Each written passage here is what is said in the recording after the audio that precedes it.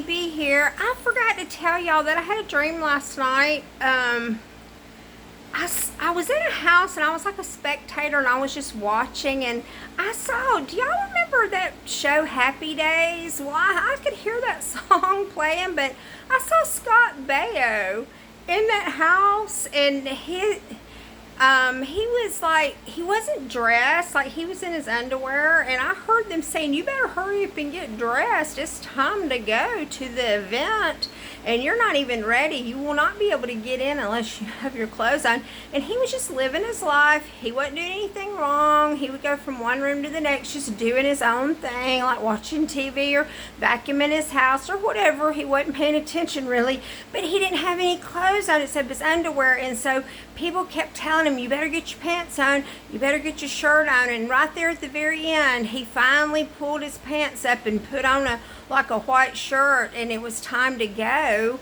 And so and then I heard that song Happy Days Are Here Again. That's a different song about happy days.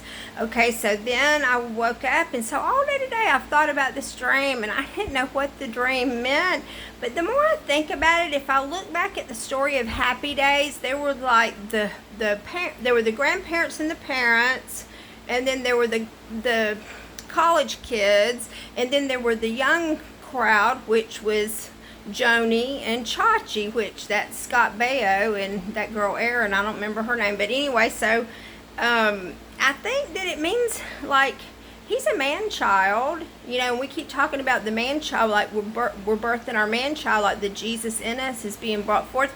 But I think Scott Baio represents the last generation, or the young crowd, the last generation. Like they are not ready for what's supposed to happen. But I think we're, you know, people's been preaching doom and gloom and that all these bad things are supposed to happen, but the way the Lord's talking to me, yes, he's going to be doing judgment on the wicked, but it's supposed to be great and good for the church. And that is what I keep hearing, that our light is going to shine. But what was going on with Scott Baio is he wasn't dressed for the great wedding. He was not dressed for the main event. He was not ready to go. And so I just wanted to bring that dream forth to y'all and tell you about it. And maybe you could, you know, think and see what maybe it would mean to you. But I never really have even thought twice about that guy, so I don't know why the Lord showed me that, but I do know that the name Scott means darkest of night,